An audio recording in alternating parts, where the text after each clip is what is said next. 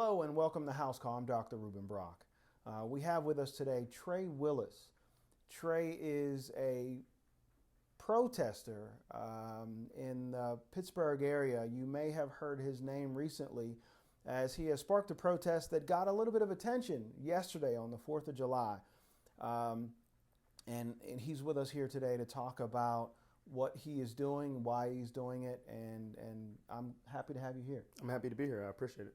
I want to just point out really quickly that this is breaking news, and so we want to get it on the web as quickly as possible. So we will be doing absolutely no post-production. There won't be any smoke and mirrors this time. So if you hear the dog barking, if you can hear the rain behind us, we're going to keep on moving. So I apologize in advance for that. And I also want to point out, you and I know each other. Yes. Trey and I have known each other for quite some time. But I want to point out that I didn't send the questions to Trey in advance, and I warned him that I'm going to attempt to hold his feet to the fire a little bit. So, I want everyone to understand we're attempting to be as unbiased as possible. Absolutely. But let's get into it. For many people, this will be the introduction to what you're all about and what you're doing. What is this protest about? This current the protest that we just held yesterday, I would rather say successfully, was centered around. We had a theater shooting March 23rd. It came a day after the acquittal of Officer Rossfeld in the Antoine Rose right. case. So emotions were high in the community, because Pittsburgh is fairly close to us. So, right. Things that affect them tend to hit affect home us. here. Yes. Yep. So, that night we had a theater shooting in which a man from outside of our county, from Greene County, a correctional officer, came with a loaded .380 in his pocket, cocked and ready to go, and decided to approach a group of children that he felt was being unruly. Instead of notifying the theater management, staff. Yeah. yes, or the armed constables that are on site, he took it upon himself to approach these teens, and in a violently way, he attacked them and punched one of them in the face. A fight ensued. The boys get up, they leave, they exit the viewing portion of the theater, and this man follows them out. Okay. And he yelled a racial epithet, called him the N-word. The kid that was shot turned around to address that and was met with this loaded .380 a gun in his face. A gun in his face, right. Yes. And from there, he was forced to fight for his life. Okay. And he successfully did so, but still ultimately ended up shot in his leg. And upon learning the details of the case, the things that this man said, the aggression that he held, and now what we know is, according to his own confession that was given to the state police, that was played in court, not yesterday, but the Thursday before that, that he pulled this weapon with the intent to shoot and use deadly force. And we feel that justifies a charge of attempted homicide. So the initial rallies were held to bring about the charges that right. took a month and a half to be filed. Right. And the subsequent rallies and demonstrations that were held after those charges was in efforts to draw attention that, the adequate charges had not right. been So filed. essentially, in the beginning, the argument was, why is this man not being charged? Because it took a long time for there to be charges. Absolutely. Right. And then your argument was, he was charged, but he was not charged with the gravity that you believe should have been placed on this Absolutely. incident. Well, the gravity that we feel that the evidence actually supports. Okay. And we also feel that this has been a long practice of the district attorney, who fails to adequately represent victims of violent crimes that come from a certain demographic. And as we've been saying, that can be white or black. I have cases on both sides of the race spectrum that, right. that I think can demonstrate that. And I'm glad you mentioned that, because a lot of people believe that this is a race issue. And if you were at the protest yesterday, if you were at the parade yesterday, I hate to call yesterday a protest because you were in the parade. Absolutely. But if you were at the parade yesterday and you see the demonstrators, the vast majority of them are black. And I've been to a couple of your protests, and the vast majority of the people there are black. Is there a racial component to this? I would say that black victims are more highly represented in those numbers. I think the numbers are a little more disparaging in that factor. But Okay.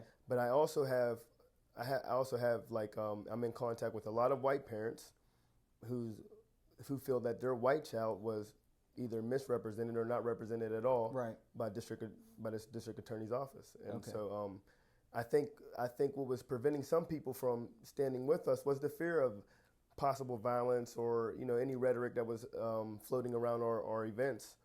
I think yesterday may have taken a step in the direction of putting a lot of those fears to rest in a lot of people. So and you mentioned a couple of things that I want to get to, and one of them is there's a cloud surrounding some of your protests. absolutely. And the district attorney sort of doubled down on that cloud Yes.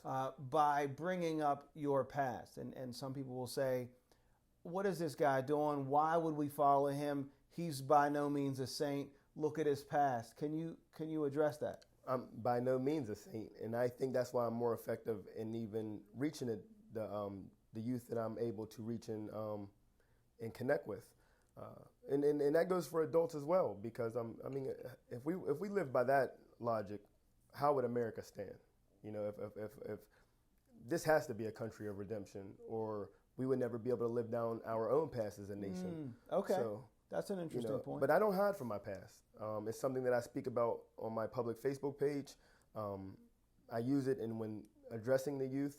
So I didn't have an issue with him bringing up my criminal history, per se, but it was just the intention that I felt it was delivered with. Mm-hmm. I felt it was a low blow. I felt it was classless, and I felt we should be able to expect more from our district attorney. He failed to mention that while I did just complete a sentence of 4 to 10 for a violent offense that was committed in 2008, that was my last arrest, that I successfully walked and completed 6 years of parole without a single infraction, and that in these 7 years that since I've been free, I have spoken side by side with District Attorney Gene Vitone. I have been personally invited by name to a lot of his private fundraisers and rallies. And at the last candidate meet and greet, before I spoke, he addressed the crowd and said that he commended me for the turnaround that I have made and the direction I'm moving. You're saying in the past, he was using you as the poster child for redemption. He was saying, look at this guy who has a criminal history and who has turned his life around. And you've spoken to schools and stuff like that with him beside you. And then suddenly when you are calling him to the carpet, he wants to present you as a criminal. Essentially, that's what it is. Absolutely. Yeah. I felt, and not to mention the heightened fear level, especially of the Canonsburg community, was understandably at a point of where it was. We knew that this would invoke fear in people. We was hoping we wouldn't be received like that, but just knowing the atmosphere and of everything that's going on just politically and how Washington plays a pivotal role in that, we knew that it would be received a certain way. So fears were understood, and that's why we were able to be more attentive to them. But I felt the district attorney's office only stoked those fears, only caused for a more unstable situation, not only for the people that were with us, but the parade goers, and also with the Canonsburg Police Department, who had to, I feel, maybe work even more diligently after he did what he did. So. And so for everyone who doesn't know exactly what we're talking about, Trey announced a week ago or so that they would do a demonstration, that there would be a protest at the parade. And the original intention was to essentially shut down the parade. Absolutely. Is that fair to say? To cause as much disruption as we could. Okay. And so immediately on social media, you were met with, or this idea was met with, hostility from Canonsburg residents saying, you're not going to shut down and abroad. I won't just isolate. Okay, that's fair. That's fair. People were saying this is not the time and the place, which is a common thing that you hear about protests. This is not the appropriate venue for a protest. But due to concerns. And in all fairness, I was one of the people reaching out to you saying, Absolutely. I don't know about this. I'm not feeling this idea. I'm concerned about the danger that it creates because you can't control how people respond to Absolutely. you, right? But based on those concerns, you and the mayor of Canonsburg were able to reach an agreement, and you were essentially invited to be a part of the parade. And in my opinion, gives you an even bigger voice because now every parade goer hears your voice, sees your demonstration. And that's another misconception, I think. We weren't just, excuse the language, but we weren't just hell-bent on stopping this parade. There were things, I think that was just the language that everybody was paying attention to. It was that particular moment of my live feed that everybody was just drawn into. Okay. But around that, what we were demanding and asking for was a platform. And so at the preliminary hearing for the correctional officer that shot this kid, we have rally cries that are saying no justice, no peace. Well, we were just given no justice again, and so it was our intentions to follow through with right. There's not going to be peace because Absolutely. you're not giving us justice. And in your mind, the no justice is he was charged because you're asking you need to charge this man with a crime. Then they charge him with a crime, and lots of people would have said, "What are you still protesting for? Go home. You got it. You're good now, right?" But you're saying that's not sufficient charges. It's not. The evidence itself does not indicate, does not support the charges that were filed. Right. When I spoke with the ADA on the case, he told me in his gut he feels that this man wanted to kill this child. Right. And then when you hear the video confession of this correctional officer that he had pulled this weapon with the intent to shoot and the intent to use deadly force, like he dresses it up craftily, but when you read essentially what he's saying absolutely. is, I meant to shoot him, I meant to kill him. I was going to kill him. And you're saying that is the definition of attempted homicide. Homicide. It is. I will concede that it is a difficult that's charge a tough one to prove at trial, because you have to prove that the shooter or the perpetrator had, that I would say the defendant had the intent in their mind to kill. And this case is different. He told us that he had that intent. Right. And he says it out of his mouth. Absolutely. Okay. Absolutely. But my understanding is that this is not necessarily solely about this case. It's not absolutely 100%. We feel it's systematic, and we feel like this is just the current evidence of it being systematic. Okay. And I got into this fight, I would say 2014. Okay. At a little after the death of Tanaya Thomas, who I had on my shirt during the parade. A young girl who was shot by a stray bullet that was intended for someone else, they believe. Is that right?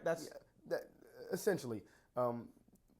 In Pennsylvania, second-degree murder is defined as a death occurring in the commission of a felony. The defendants in this case allegedly kicked this bottom door. There's two doors to enter into the house. The bottom portion of the house is accessed by a door on the street level. Okay. They kick that door and go up some steps, and now you're at the door that actually gets you into the apartment. They attempted to kick that door. Both of these things are felonies. The home invasion itself. So now they're in a felony. You've already committed the felony of kicking the door in, and that's now classified as a home invasion, which is a felony in Pennsylvania, and I'm sure everywhere else.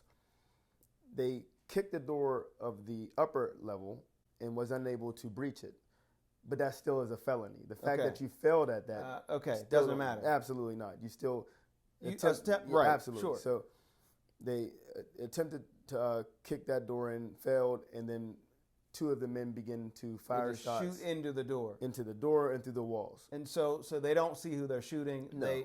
They shoot this young girl who was how old? 10 years old. And she don't know what's going on. She just hears loud noises. I'm sure plasters going everywhere. She was scared for her life. Right. And she ran for her life unsuccessfully.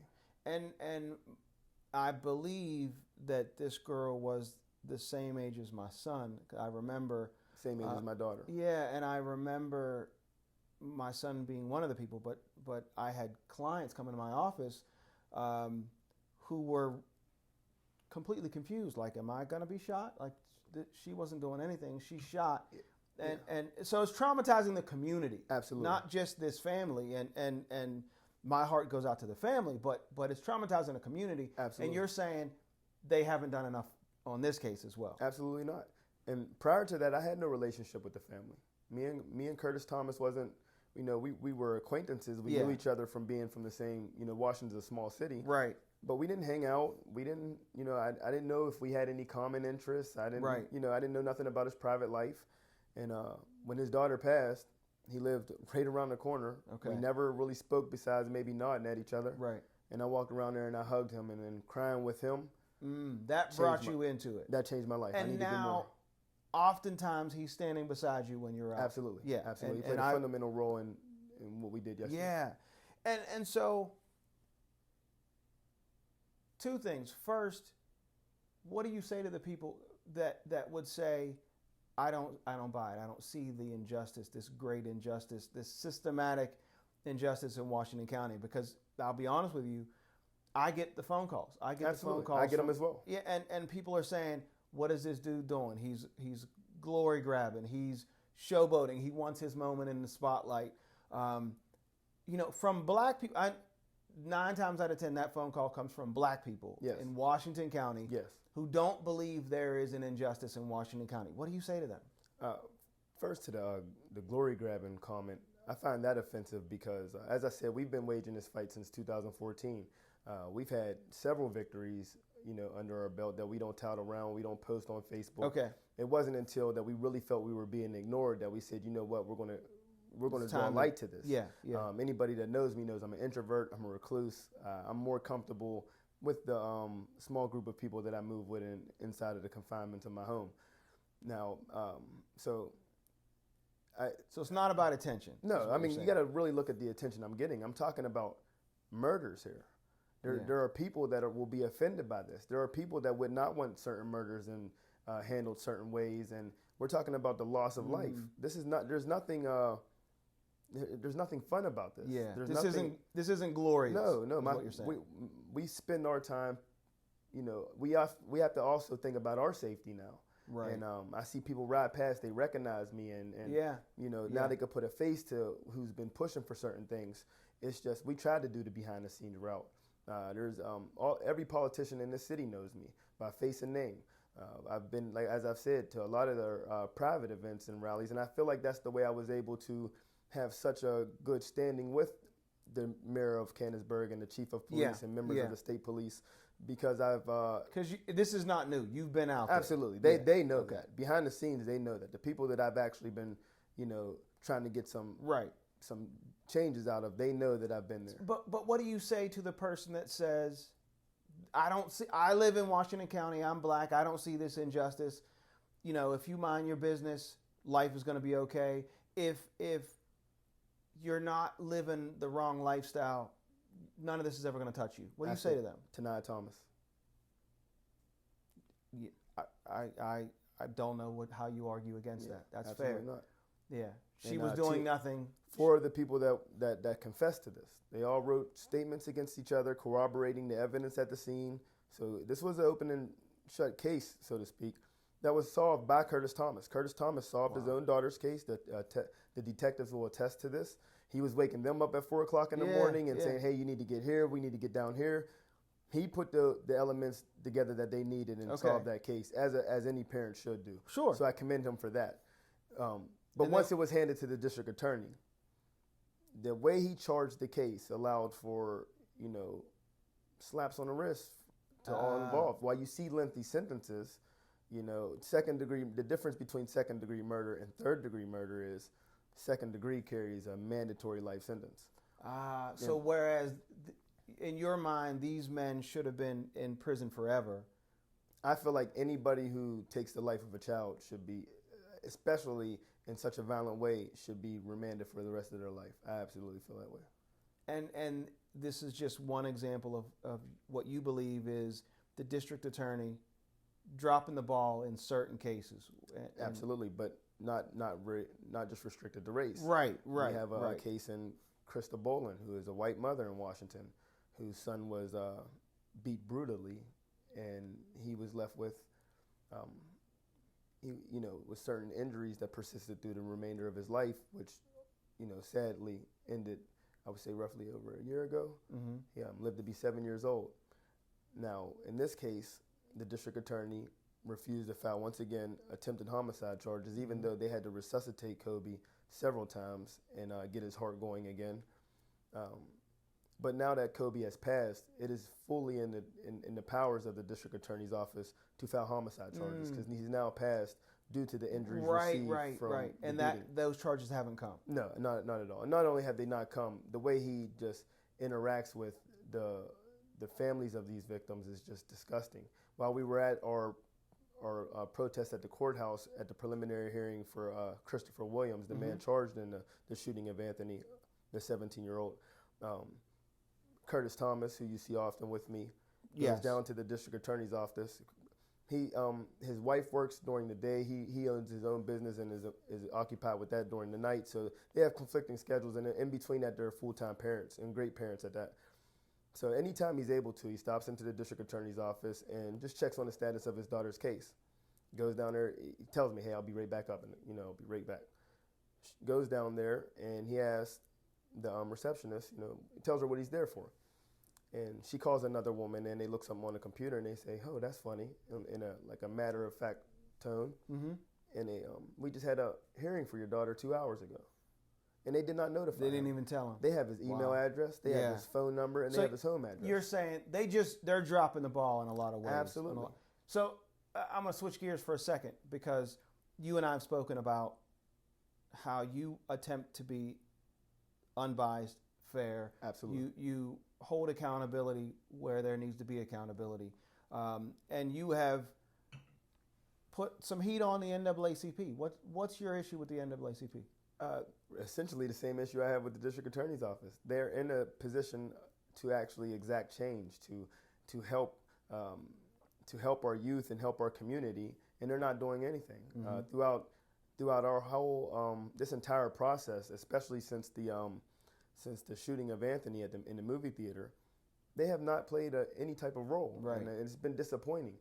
I've talked to the president a couple times before a few of my events, and just the lack of advice and mm-hmm. It was almost like he was a fearmonger himself. He was, and when you're talking about the president of the Washington chapter. Washington chapter, yes.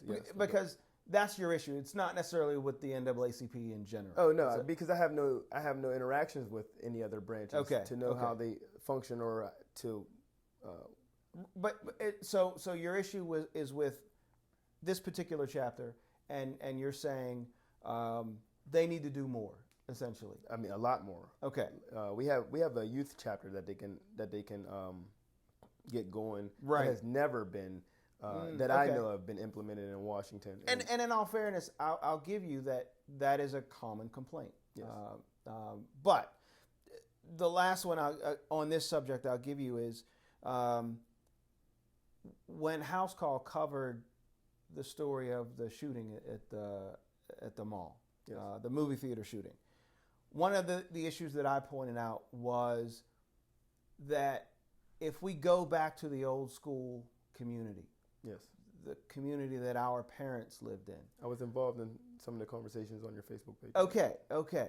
So if you go back to that old community, those youngsters that were at the movie theater cutting up, they wouldn't have been either they wouldn't have been cutting up, or when someone said, "Hey, go sit down," they would have gone and sat down. Is that a fair thing to say? I just think it's I don't think it's a good correlation right there with the. I think these boys would have responded much better. Just looking at the way they responded to this man telling them to shut the F up. This ain't your living room. Right. On the audio played in the courtroom, you hear, hey, we paid for our ticket. You hear the response as well. Okay. The intensity that he had in his voice and the aggression was alarming from just the first time. Start. So you're saying he never came at them in a way that suggested he's a part of their community, he's respectful? Absolutely not. He came at them in a way that may get a different reaction out of you. Okay. You know. But in all fairness, I'll go a step further. You have been connected with, or at least talked about, Antoine Rose in the past. Yes.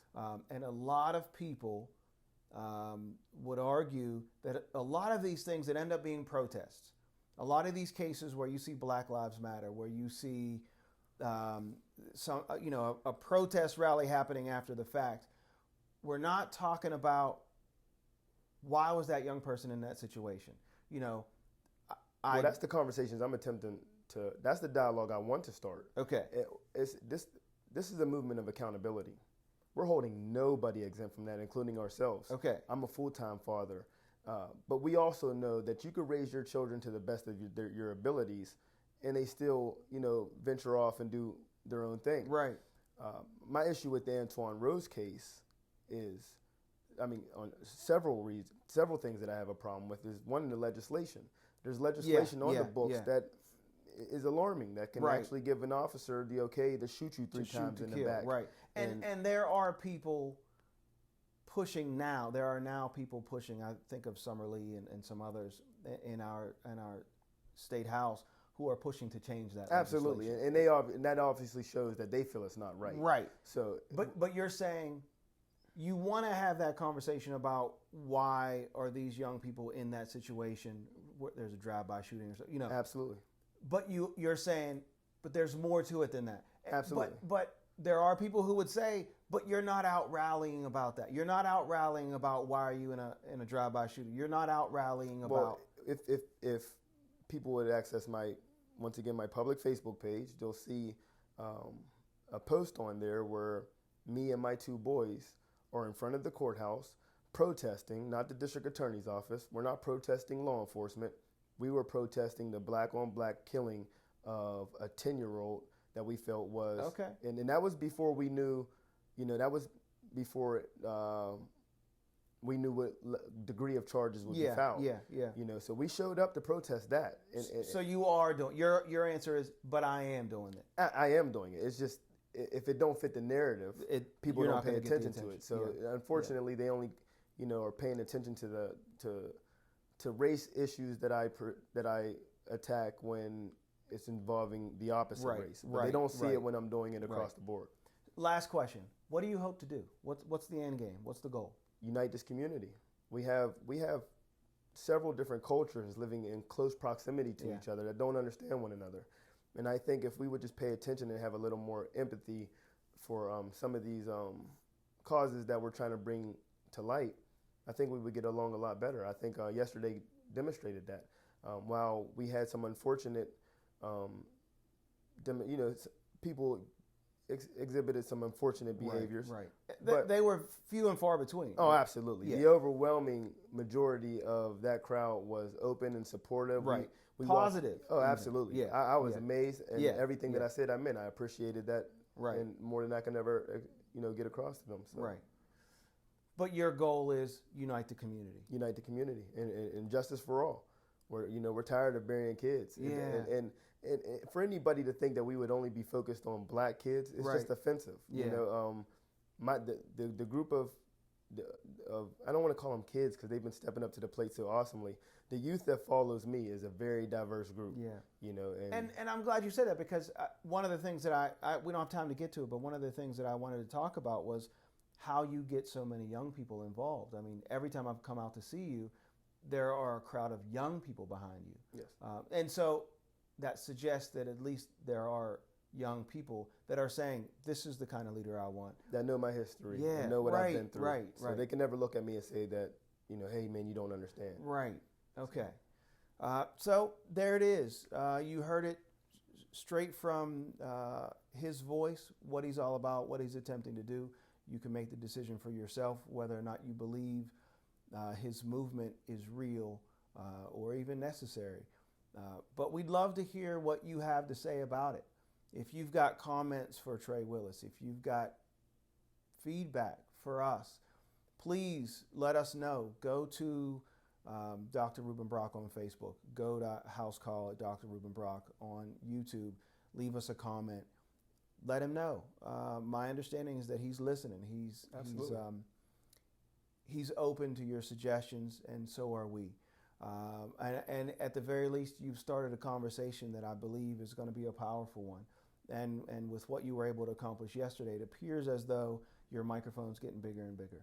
Hopefully. And so we will continue to follow this story, and if necessary, we'll bring him back. But that's all we've got for today. I'm Dr. Rueben Brock for House Call. We're out. Thank you.